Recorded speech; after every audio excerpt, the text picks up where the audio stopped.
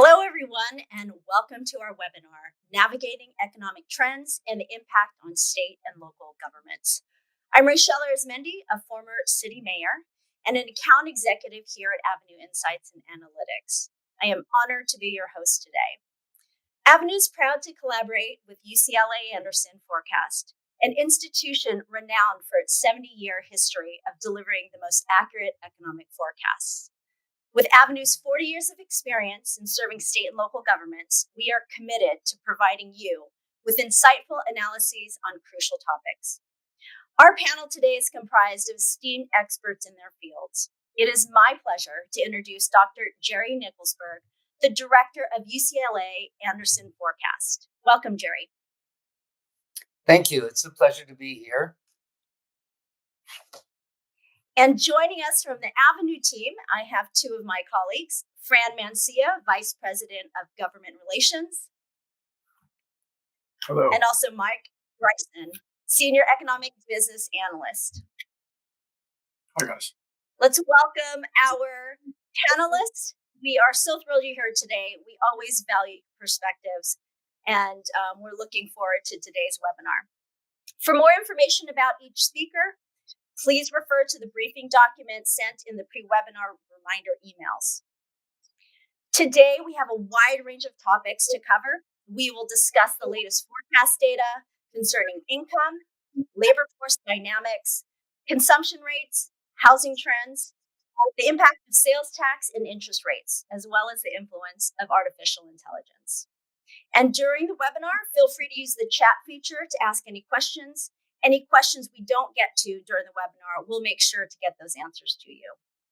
And with that, I'd like to hand this over to Jerry for his forecast outlook. Thank you. It's always a pleasure to be here with our friends at Avenue for a discussion about the U.S. economy, and then at a more granular level, the state and local economies and the implications thereof. So this is going to be a conversation, but we'll go through my slides and cut away now and again to bring this from the national down to the local level.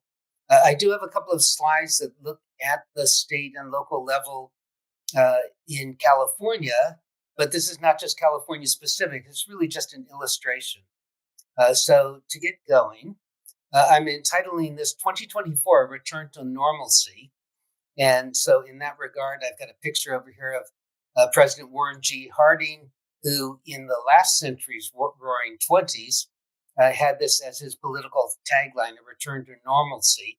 And that's really what we're seeing today. And then on the right-hand side, you see this picture, and it's an image that I'm going to leave you with. Any forecast that is put out today has to make an assumption about what's going to happen in Washington. We're just seeing now a third or fourth, it's hard to keep count of it, continuing resolution to keep the government open. We have a political year, and you have to take a position as to what's going to happen in Washington. And our explicit assumption is what you see in this picture here, continued gridlock, kind of regardless of what happens with the upcoming election. Now, that could change in a year or two, and so it's something that we have to keep our eye on because that would affect the forecast. So let's jump right in here with the macro outlook. And I want to start with GDP growth rates. And what you see is a vertical line here that is the forecast. And to the left, we have actuals. And it's 2.1%. And then it jumps up to 4.9%. A really incredible growth rate for the U.S. economy, far greater than that of any other country, and then down to 3.3%. But as we get out into the current quarter, we're at 2.2%. And then what happens is as we move through the year, we get slowing growth of GDP, and it even gets down to 1% in our forecast in the third quarter of this year. I'm going to show you some data that indicates why we have that. That's not a recession coming on. It's not a prediction of a near recession. It's really a matter of capacity constraints in the economy. So it's a function of the fact that the U.S. economy has been growing well. And then we bounce back from that and kind of catch up with that fourth quarter and head into our long-term forecast, which is trend growth rates. Our unemployment rate is 3.9%. That's full employment. And with full employment, you can really only grow with productivity growth. We're going to talk about that with AI and the like, or with labor force growth. And so the labor force growth is a capacity constraint on the economy. So turning from that to inflation, because if we have an economy that's at full employment and is constrained, you expect prices to be going up. The two lines you see on here are headline inflation. That's that black line that turns into the blue line in the forecast, and core inflation, that's the ochre colored line here. And as of February last month, core inflation had fallen to 3.8%, and headline inflation down to 3.2%. So we've had inflation coming down, though not to the 2% that the Fed for at least 18 months said that they were going to keep raising interest rates to achieve, but something in the 3%. And if you go out to our forecast out in late 2026, you see that we're in the 2.5 to 3% range. And that kind of inflation should, if you believe what the Fed was saying, not what they're saying now, but what they were saying, should lead to higher interest rates. Now what the Fed is saying is, we think we're in a position to start lowering interest rates. And I want to show you why the Fed has made this change with these elevated inflation rates. So let me turn to a decomposition of the consumer price index. What's important to know is that these are measures of inflation, and the way in which they're calculated is that the Bureau of Labor Statistics initially goes out and they go to various cities throughout the country and they find out what the average household is buying, what the average household's budget is, and then they aggregate that. And then each month they go out and price that budget. And the increase or decrease in the price of that entire budget is relative to the previous month is the inflation rate. So what you see here is January 2023 to January 2024. The year-over-year inflation rate was 3.9%.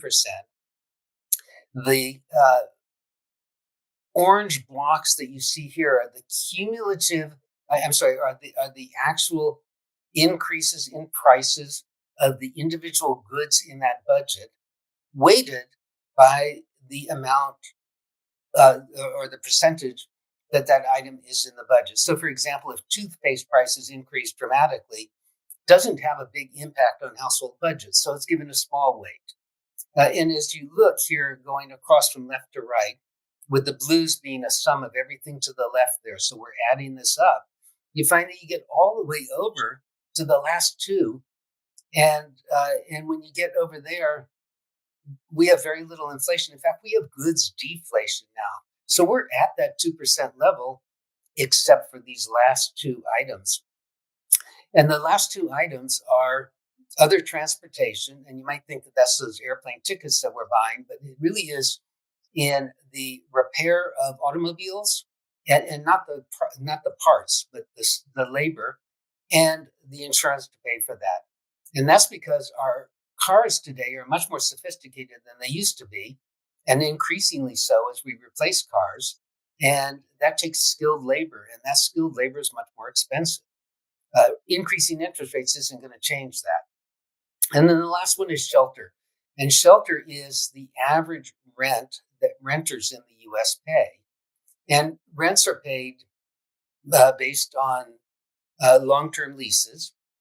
When those leases come due, then the lease rate is rebased to current rates. Now, rents aren't going up right now. In fact, in some markets, they're going down. But when you take those increases from the leases that have expired, or in rent stabilized units where people have left and they're rebased, you get an increase in the average rent. Again, interest rates are not going to affect that. And so where that leaves us is with two things that are holding this CPI up, as in the last chart, that interest rates don't affect. And that's why the Fed is looking at higher inflation rates but is still thinking about when they're going to be lowering the federal funds rate and lowering interest rates. And so, with this, I've been talking about the national, and I'd like to turn to my colleagues at the moment and see how all of this kind of plays out on maybe a local level, because this is an average across the U.S. And of course, cost of living is very different in different places. Fran or Mark, Yeah. thoughts here? Yeah, maybe I'll go first and Mark can certainly jump in. I think you're seeing a lot of change in variety in state to state, but I think the thing that's notable, at least from what's taxable at the local level, we're seeing more and more of the revenue going to pay for services and things that are non-taxable versus consumer goods and things that might be. So when you look at Jerry's line about shelter, we're certainly seeing shelter taking up a lot more of people's disposable income to make mortgage payments or to purchase a home or whatnot. So that is a lot of that is non-taxable type transactions. Where we're seeing the biggest swings are really in gas prices, because gas prices go up and down, and that's generally taxable in most states. So we're seeing a lot of volatility there. And then new and used car sales, to Jerry's earlier comment, are taxable items. So we're seeing fluctuations there that sort of mirror the timeline that Jerry showed, not just here, but in his previous slides. Maybe, Mark, you could add to that, please. That'd be great. Yeah, thanks, Fran. Prices are having unprecedented impacts to sales tax in California right now. Historically, California has a sales tax annual growth rate around 4.25%, 4.75%. In 2022, it was 8.2%. In 2023, it was minus 1.8%. Well, it's not that the economy was in recession. It's that the prices, as Fran pointed out, of taxable goods have declined sharply. Things like gasoline, fuel oil, vehicles used and new. There is good news. And as he said, a lot of disposable income is being taken up by things like shelter. And I know Jerry's going to talk to us about interest rates. And so increased amounts of disposable income that could be used for taxable sales are now being used to service debt. The bright spot is on vehicles, but it gives you an example of how prices impact sales tax revenue. In 2022, the number of vehicle registrations in California went down about 10%, but taxable sales were up 3.1%. Well, that's because the average price was up 15%. Then in 23, we had a plunging price, basically. The average price went down 13%. Even though the vehicle registrations went up 12%, we ended up with minus 3% in taxable sales revenue on vehicles. The good news is prices have stabilized on vehicles somewhat. And so barring any supply chain snafu or anything in the marketplace that's going to disrupt this, we should have both more registrations in 24 and more taxable sales, because now we're back at a price that's comparable to what they were in 2021. So, Fran, the example in California, I think, is really illustrative, but California's sales taxes are only applied to a limited number of goods and not to services. In other states, you have sales taxes applied to all consumption. Does this play out differently in other states? Are there more worries or fewer worries in this regard? It's a great question. Just back into it. Speaking of California, it has the narrowest tax base in the country, where they're only taxing about 32% of the tax base that might be taxed in other jurisdictions. So that's a challenge. It's a lot more volatile. Nope, we're having a little feedback. Okay, yeah. So we have a little feedback, but I think what you're saying is it's sort of attenuated because it's a small number of goods that are taxed in California, and you get a broader tax base elsewhere, and therefore less of an issue. Would that be a fair statement? Yes. Okay, let's go on to interest rates. With what you've seen thus far, we have the Federal Reserve holding the federal funds rate constant until about the middle of this year, or maybe the latter part of this year, and then having them bring interest rates down to and when I say interest rates, I mean the federal funds rate, down to the mid fours, and then holding it constant. They're holding it constant because the economy is growing. It remains at full employment. They have no reason to lower it, but they're lowering it in this year and early next year because as inflation rates come down from that 3% to the 2.5% that you saw, that means that the inflation adjusted interest rates are going up, what we call real interest rates. And so they want to keep that at about 1 to 1.5%. Rather than have falling inflation mean that credit conditions are tightening. What we have here in the ochre line is the 10-year Treasury. And the 10-year Treasury we thought was going to go up to 5%. And we were wrong in that forecast. And it seems that one of the reasons why we were wrong, maybe the predominant reason, is, as we said earlier, the U.S. economy is growing much faster than elsewhere. And a lot of things have happened in the world that have made people very nervous, understandably so, correctly so. And so they are taking at least part of their wealth and storing it in the U.S. And where better than to store it than in long rates? And that's held the 10-year at just over 4%. And that's where we have it going out through the forecast. And that means that we're going to have a very flat yield curve over the next couple of years. So that is our interest rate forecast, but interest rates also affect what's happening locally. This affects borrowing rates by state and local governments, as well as consumer purchases of things like automobiles. So again, let me turn it back over to Fran and Mark and ask for what they're seeing on the ground. Jerry, before we go there, can I ask you, this might be a big question, but how does the Fed decide when to change or how to change interest rates? How does the Fed decide? Well, they gather data and they have some scenarios based on different interest rate policy, and then they confer on that. The Fed has a dual mandate. One is full employment, which we have, and the other is controlling inflation. And it looks like that has also been controlled. And so what the Fed is now considering is the data showing a weakening in the U.S. economy? Is the level of interest rates that we have now consistent with full employment growth without much inflation? It is very much a judgment call at that point. And so the Federal Open Market Committee that makes these decisions, it's a committee of the Board of Governors of the Federal Reserve and the Federal Reserve banks. They get together and they really have a discussion and come to a consensus. And that's the kind of the process. And right now they're saying, we've kind of won in inflation. And we think maybe we're a little bit high when it comes to a sustaining level of interest rates. Just one more comment before we go over to Fran and Mark, and that is we compare today's interest rates and call them high because we're comparing them to recent interest rates that were down close to zero. But that close to zero is not really normal.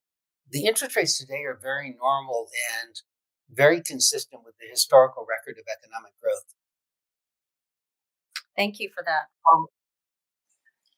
Jerry, I can see that we're going to be talking about population. I thought I might jump in here and make a couple comments before you get started and shed some light on it. What I'm seeing in California is a rise of remote and hybrid work that is affecting urban centers.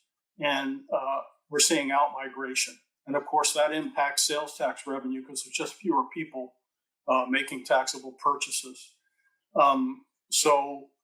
And there also seems to be an affordability issue that basically the places with the highest property values and rents are the ones that are seeing the most outmigration as people basically want the high paying job, but they want to live someplace that doesn't cost so much.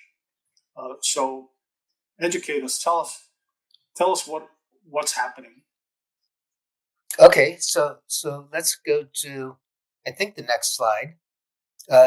So I have a picture here This is actually aging. It's a National Review cover, and it's called California Leaving. And it's the narrative that everyone's leaving California because of high cost of living. Uh, and I want to make kind of an important point here. So let me do it by first looking at GDP. We have had, through our history, great migrations. You think about the migration out of the Great Plains in the 30s, the migration out of the South in the 50s, the migration out of the industrial belt in the Midwest that took place in the 80s and 90s.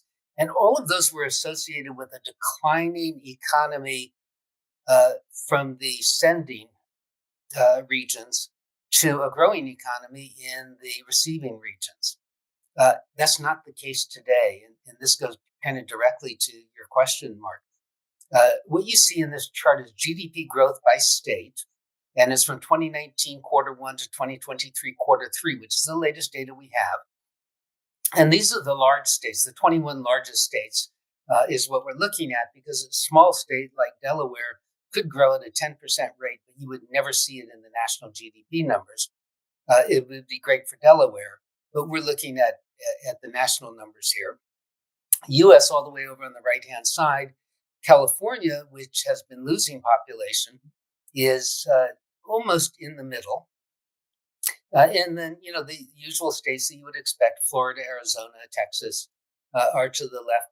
All of these states, though, are growing faster than the U.S. So using California as an illustration, there's out-migration, but it's not like those previous migrations. And there are two ways you can get GDP to grow. One is have more people, just more people doing things. And, it's why China has the second largest economy in the world, but it's still a very poor country because they have 1.4 billion people. And the other way is productivity gains. So if we just sterilize these numbers for migration, we get quite a different picture. And all of these states are growing much faster than the U.S. when you do that. And you see California moves to the left. By the way, I did cherry pick these states for California to show California in the worst possible light, and still growing faster. So this is not like those other migrations. This is really a sorting that's going on of our labor force finding where they're the most productive, therefore can earn the largest income relative to cost of living, and moving there. And some of that is work from home or remote work. And some of it is simply, more knowledge, and the pandemic kind of accelerated that. But one of the things is cost of housing, and so I want to turn to that. And this is again California centric, but I think it is really as illustrative. California homes have always brought a premium because you live on the ocean and near mountains and so on. That's something that people value. But starting in over on the left-hand side in 2015, if you take the premium and see what has happened to the premium over time in between city pairs, you see that it's declined, and it's declined the most between San Francisco and Miami at 35%. This is an equilibration process, and I think you've seen this across the country in your localities, that if your city or county is losing population, that your home prices, if they're going up at all, are not going up as rapidly as elsewhere. But if you are in Boise or Phoenix or Austin, you're seeing home prices go up faster than home prices in cities, counties, and states where people are leaving. So this is part of the equilibration process. That's starting to slow down now. Yeah. So that kind of movement, I think, is not maybe coming to a close, but it's going to be much less of an issue.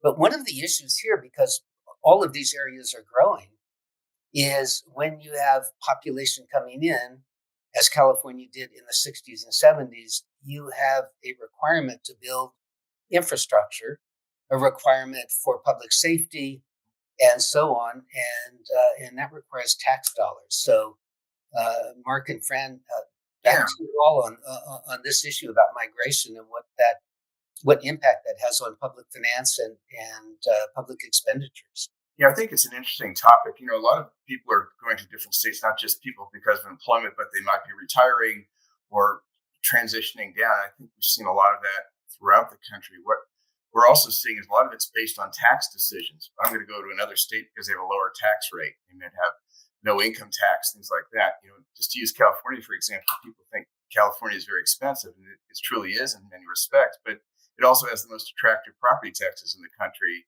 Under Prop 218, Prop 13, excuse me, it only go up 2% from the purchase price. So it has a very good rate, whereas a state like Texas doesn't have an income tax, but they have extremely high property taxes. So a lot of those things are factoring into the migration patterns, I think, in my view, and we're really seeing those impacts on the revenue at the local level. So back to earlier when we had a little technical challenge, I was about to talk about the fact that California has the narrowest sales tax base in the country. So the taxes are much more volatile. Whereas you go to Texas, there isn't any sales, there isn't an income tax, but they have a broader base of things that are taxed on the sales tax side. So goods and services in Texas are taxed that might not be in California. So amusement parks or things like that might be taxed in Texas, not in California. So we have a wide variety of things that have an impact. I think the broader the tax base is, the more stable and predictable the revenues costs, the tax revenues are, and that also means a little more stability as you're looking at housing and decisions like that. Another comment I'd make is, for example, I'm in the Southeast. We happen to have a home here. When we first came here a couple years ago, the prices were much lower, but the prices are raising rapidly in the southeast part of this country. There's a lot, to Jerry's point, a lot of development taking place here much faster than you might see in a place like California. And so the costs are going up.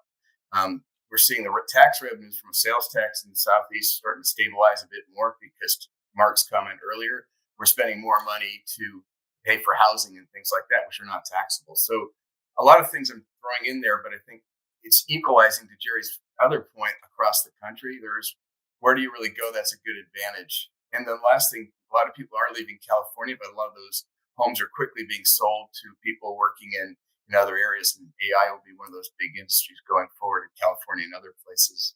I know Jerry will go there shortly as well.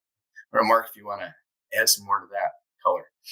Well, actually, I'd like to go back a couple of slides because with Jerry's presentation on the growth in GDP, for the benefit of our audience, you have to be careful when you're looking at percentage growth because California has the 5th largest economy by GDP in the world when compared to other nations. The nearest state to California in GDP is Texas, which has 2/3 of the GDP that California does. So when you see Texas growing at more than 15%, you have to be cognizant of the fact that it's growing more than 15% on a much smaller number. So the trend looks a little bit different when you take that into account. And some of those other states like Tennessee, Arizona, Virginia, you could add them all together and they wouldn't come close to either Texas or California in terms of the amount of GDP. So when you're looking at those percentages, you have to keep that in mind. Yeah, and I think that raises a good point here, Mark. When you go to this, which is per capita GDP growth rates, and you look across there for Texas, and it's not there, and that's because Texas has had a real strong migration, and so a lot of that GDP growth in Texas is because it's just larger. Texas has been offering, or Texas as a state offers things that a lot of people want. And so you get that migration in. That's what California was like in the 60s and 70s and into the 80s. And kind of importantly, when we're talking about local taxes, California's high income tax rates are strictly a function of that migration that we saw. In fact, they were put into place by then Governor Ronald Reagan. And that was to pay for all of these things that were needed: infrastructure, schools, public safety for the new migrants. So, migration is great, and it really causes economic growth and vibrancy. But there's also a governmental cost that one has to keep in mind. Okay, so let's go to budget deficits again. I'm going to use California because it's a state I know best as an illustration, and you've heard about these huge budget deficits. So let's take a look at this, and this is going to be the cumulative general fund revenues. This is what funds state government in California, and it's on a fiscal year basis, so July to June. So of course it's increasing left to right. And that's 2018, 2019, and then the next year beginning 2019. And then we get to 2020, and we get a big jump in 2020. And that is because tech just exploded, home prices exploded. California's general fund is heavily dependent on capital gains. And those two areas, real estate and tech, have been the source of much of these capital gains. And then we go to 21, 22, same thing. And we kind of come back to normalcy here with 2022, 2023. This is all adjusted for inflation. And here we are so far this year. And the real question is, what happens going forward? And that's really what's being discussed. And these numbers that you see thrown around in the budget negotiations are based on where is that question mark. There have been some new programs in California. That means there are going to be some budget cuts. There have been in past budgets one-time expenditures that are going to be one-time expenditures, even though many hope that they would be recurring expenditures. And so those are some of the things that are indeed going to be cut. There's also a fairly significant rainy day fund that's going to be tapped into. So the numbers are sort of scarier than what's happening here, because California funds state government on a very narrow tax base, sort of a single source tax base. And while this is California, I think that probably occurs in many localities. I'd like to ask Rochelle, because Rochelle, you were mayor of Sierra Madre. Was this something that you saw while you were mayor and dealing with budgets? Was that an issue, and are there implications for local government today? No, thank you for that question, Jerry. I think not just as a former elected official, but the cities that we speak to every day is, where are the revenues coming from? Is it primarily from one area or another? In our city of Sierra Madre, we were extremely reliant on property taxes. Our business taxes were such a small percentage of our total general fund. It was important, but at the same time, it was really reliant on property taxes. The cities we talk to could be reliant now that we talk to could be very reliant on tourism. What do the TOT or transient occupancy taxes look like? Have there been changes when COVID hit? It really impacted significantly in a lot of areas, business tax and tourism tax and anything that was related to that. So I think as local governments, we're always keeping an eye on, yes, what does the general fund look like at the state level? What does the forecast look like at the federal level? But really what hits us locally, and if we're reliant, as you said, on a narrow stream of revenue. And Fran, I know that California has this rainy day fund, Yes. which certainly mitigates some of these issues. Is that something that is much more prevalent today in state governments and local governments across the country, or are we going to see some of this in the future to kind of smooth out these narrow revenue streams? I think it's a great question. I think yes, across the board in a general sense, we're seeing more and more cities or counties, and even at the state level where your question's directed, are being much more fiscally conservative, trying to put money away for the rainy day fund or surplus funds, things like that. I think it's becoming more and more important.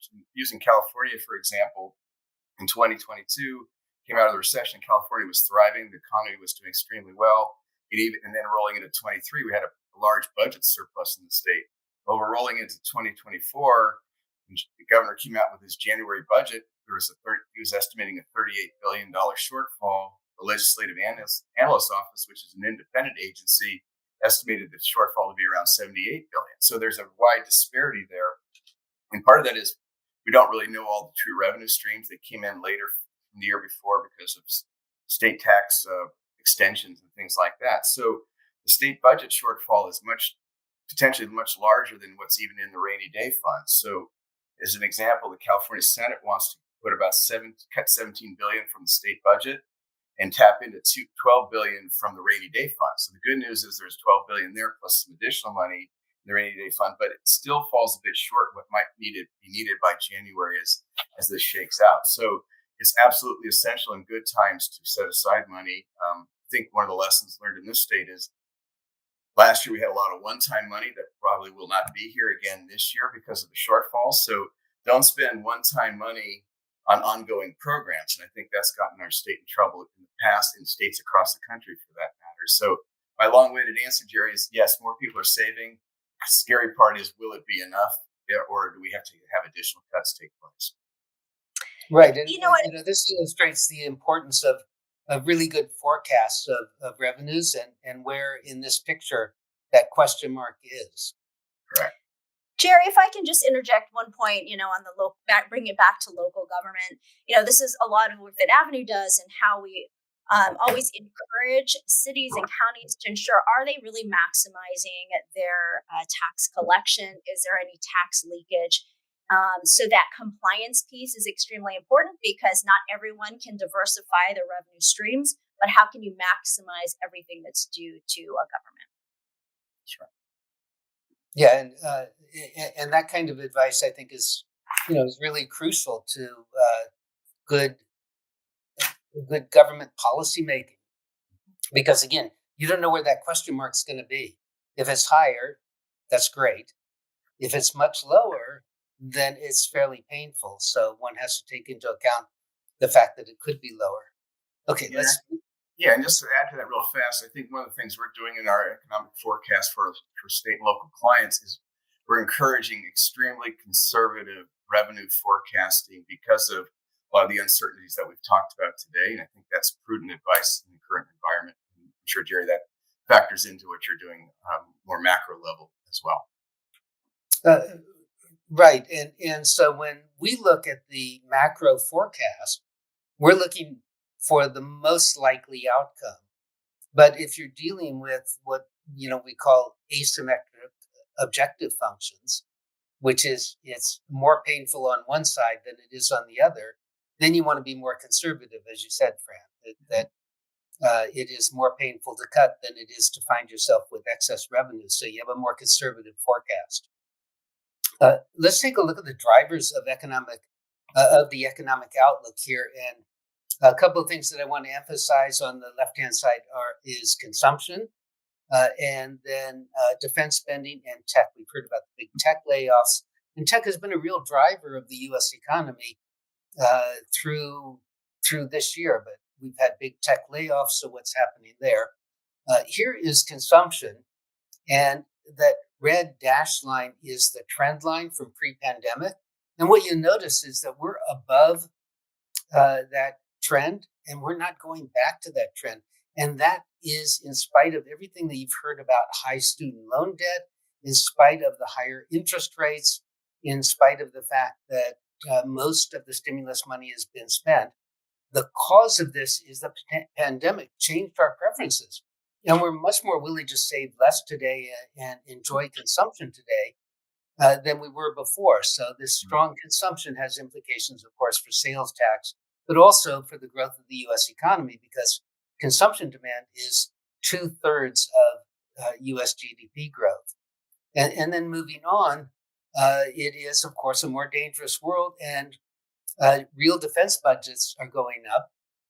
This is for defense durable goods, and not shown here, but also our allies are increasing their defense budgets, and they're buying defense durable goods from the U.S. That's unevenly spread around the U.S. And, if we look at kind of our own states, if I look at California, California is a big producer of defense durable goods. Some other states, Texas is, Georgia certainly is, Connecticut is, but it's kind of uneven. is going to drive the U.S. economy, but differentially across states. So that's an important part of the aggregate forecast.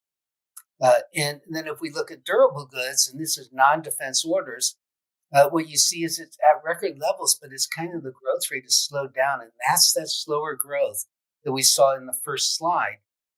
That investment has slowed down, not because businesses are more cautious, but because of capacity constraints. In fact, backlogs have gone up.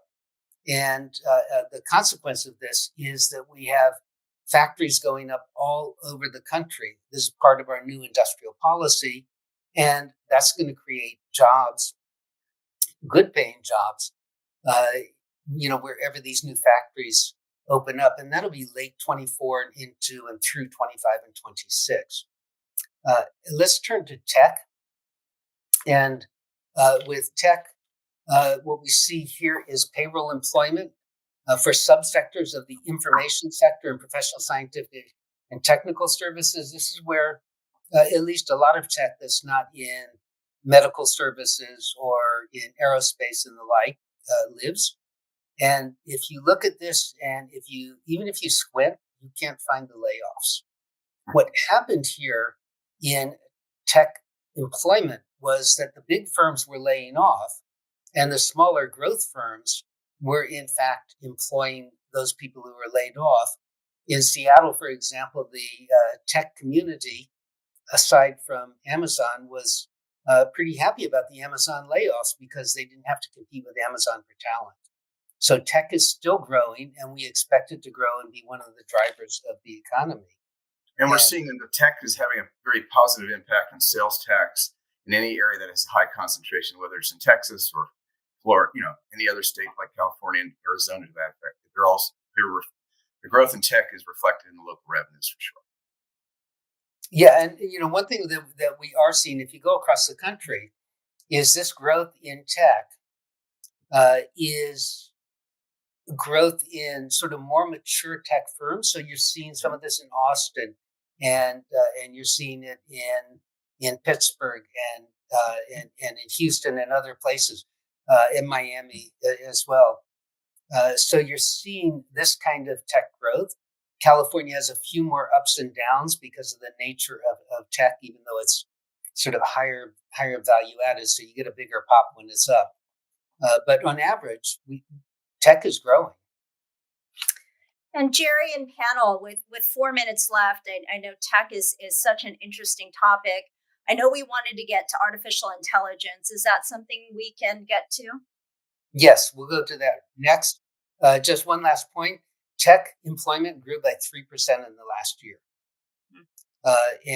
So this is going to lead us into it. But where is the money going for artificial intelligence? This is top 10 financings in Q4 2023 by venture capital. And this comes from KPMG.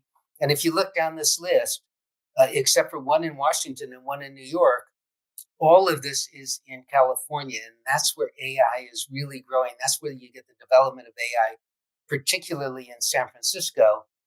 So let's talk about AI, because that is something that can increase productivity everywhere, but it is a huge transformation, or expected to be a huge transformation in the way in which business is done.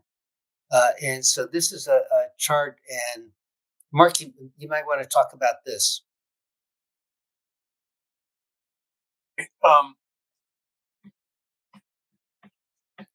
Professor Chen, last week in your presentation of your quarterly outlook for Anderson Forecast, displayed this chart. And he is a professor of behavioral economics, and he was talking about the impact of tech on the economy. And he was talking specifically about AI. And there's a ride-sharing company in LA now called Waymo, where you can order a ride share like a Lyft or an Uber, but the car that comes will be a driverless car. It will be an autonomous vehicle. And the problem with that is it's not very economical. The gear that you have to put on top of it is like $100,000 worth of gear. But when you start to look at big trucks and the investments that you have to make in a large truck and the gear that it would take to make those autonomous, he's talking about the fact that a lot of big trucks will be autonomous within 5 years. And then he put up this map that you see where truck driver is the most common job in all those states that are in green, and talked about the fact that we have to find some way to make a transition. I know, Jerry, being an economist, you're familiar with historical transitions. Maybe you could share a little about it. Some big transition that we've made in the past. Yeah, I mean, when you look at this, this indicates that that there's going to be a lot of unemployment when truck drivers are replaced by autonomous or semi-autonomous vehicles.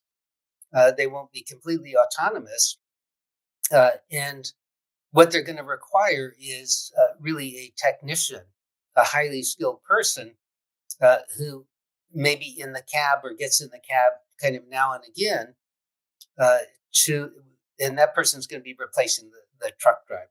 So the skills that the truck driver has of moving that truck down the interstate are not going to be needed, but new skills will be needed, and that's a kind of displacement. And in past transformations, we found that displacement can be really painful. So it's a real policy issue, and I think what's important about this, and Mark, I think this is one of the reasons why you really like this map, is that it indicates for state and local governments, you'll have a population that is potentially being replaced by AI and automation in the next 5 years. And they're going to need to be retrained so that their displacement is not as painful as, say, when the many agricultural jobs were replaced in the 20s and 30s. I mean, we went from a third of all jobs in the U.S.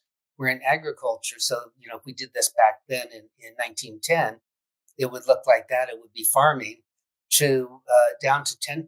So 20% of all jobs disappeared then. The consequence of that was a lot of migration, and we had shanty towns, and we had a lot of suffering. So I think this really points to a policy prescription that's very much a state and local policy prescription.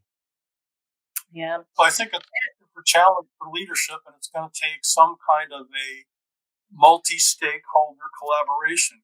Tech companies, governments, other businesses, educational institutions, labor unions, everybody's going to have to figure out how to work together to make this transition. Yeah, I think this is such a high priority issue that is really cross sector, as you're saying, Mark. And I think we can talk about this for hours, if not days. But unfortunately, we're actually at the end of our webinar, and I'd love for Jerry, if you can take a moment to talk a little bit about some outlook summaries for the country and any other closing thoughts. Okay, so here's the outlook summary. We've got employment and income in the U.S. remains strong.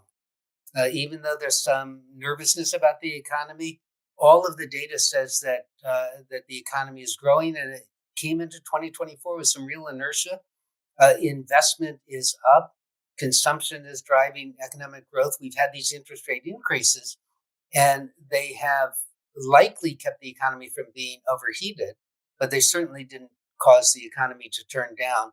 And we've got new demands on the economy with infrastructure, industrial policy, defense. We have new demands that are going to be coming to the fore, which haven't mentioned here, which are on the part of local governments with climate change mitigation. So there are a lot of things that are driving the U.S. economy, and it is important to note that we will have a recession, but it's not in the data, and it's not going to happen anytime soon. The data really indicates that we are on a solid growth path. And then coming back to my first slide, we're forecasting gridlock in Washington, so we want to be careful to look at what happens there. There are also geopolitical events that could interrupt supply chains. And that's a real risk to the forecast. So we have a number of risks to the forecast. Well, we just talked about AI and its disruptiveness, but it could increase productivity fairly dramatically and cause much higher economic growth rates than what we've just talked about. So that is my conclusion to the presentation. Thank you so much, Jerry. And Mark, did you have any other closing thoughts that you'd like to share? Well, just I think everything was covered quite well. Just as our local governments here in California look at their sales tax revenue in 24 and 25, keep in mind that we do have some headwinds in terms of how people are spending their money, spending more for shelter, spending more on interest expense, spending more on services, and that's all. So that's why we're not going to return to historic sales tax growth rates for a year or two yet, I believe. Yeah, let me just echo that. I mean, what Mark was saying is really important that we look at data. It's a dynamic economy, and we look at data and we do the analysis of data, and we do that continually because that's really the way that we're going to be able to make good decisions as we move forward. No, thank you for that. And I know we had quite a few questions that came in.